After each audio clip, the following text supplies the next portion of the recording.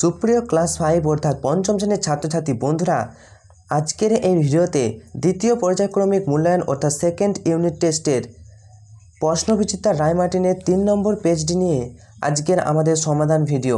প্রত্যেকটি প্রশ্ন উত্তর সহ আলোচনা করা হয়েছে, তাই তোমাদের সময় নষ্ট একেবারেই হবে না।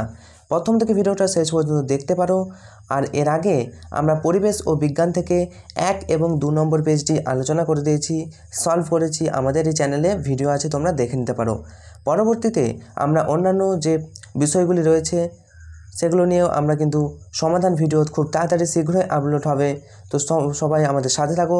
চ্যানেল নতুন হলে চ্যানেলটা সাবস্ক্রাইব করে পাশে থাকা নোটিফিকেশান অল সিলেক্ট করে রাখো এবং বন্ধুদের একটু শেয়ার করে দাও। প্রথমে দেখো পরিবেশ ও বিজ্ঞান দ্বিতীয় পর্যায়ক্রমিক মূল্যায়ন।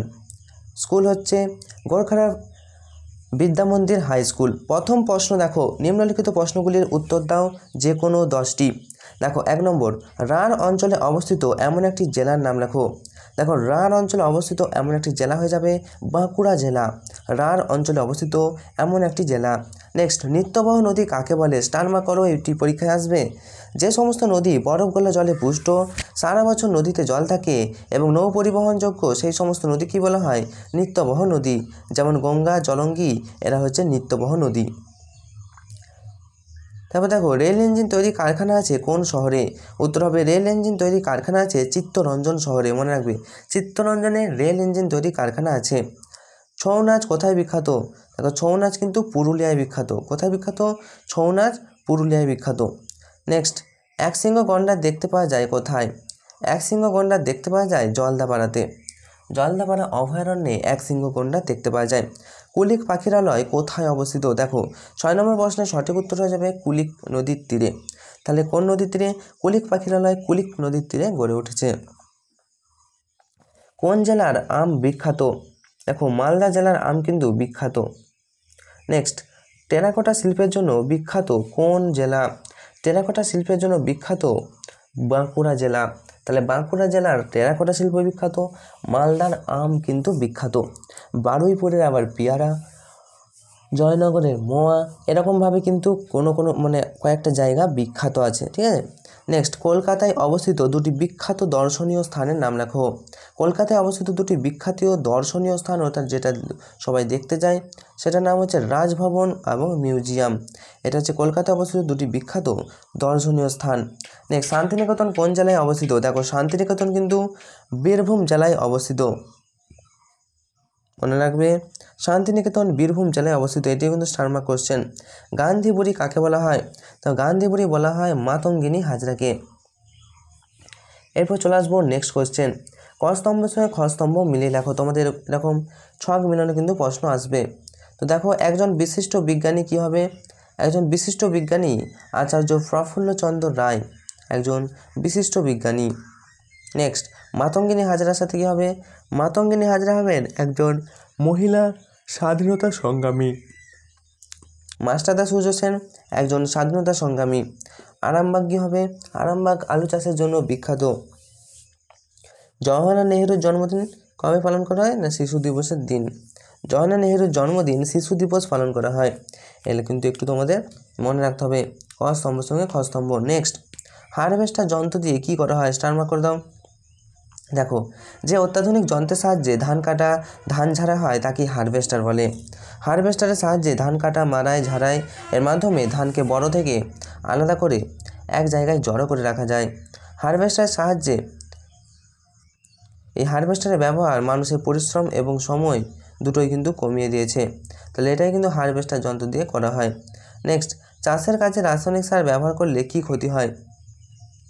দেখো, বেশি রাসায়নিক সার দিলে জমির উর্বরতা শক্তি বেড়ে যাবে এমনটা ভুল।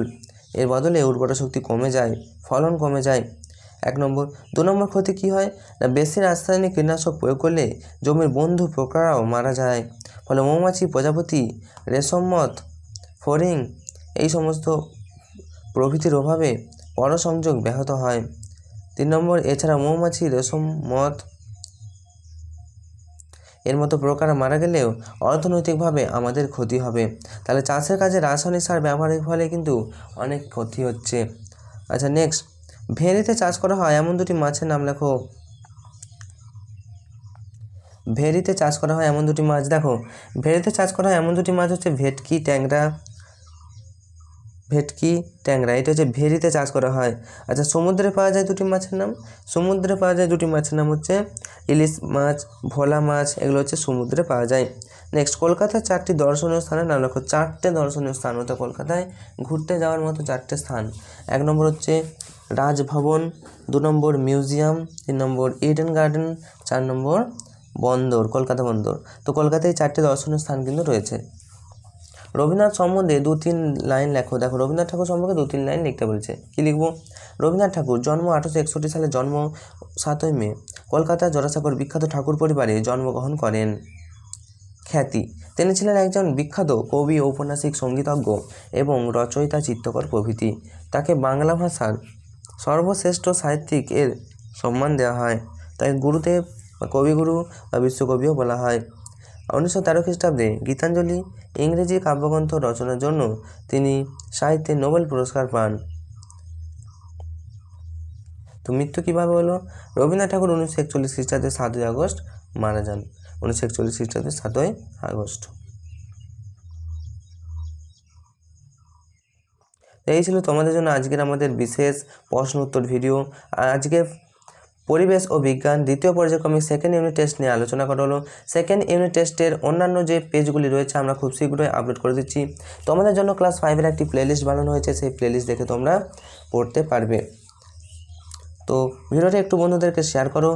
তোমরা চ্যানেলে নতুন হলে চ্যানেলটি সাবস্ক্রাইব করে পাশে দেওয়া নোটিফিকেশান অল সিলেক্ট করে রাখতে পারো। ফিরে আসছি নতুন ভিডিওতে।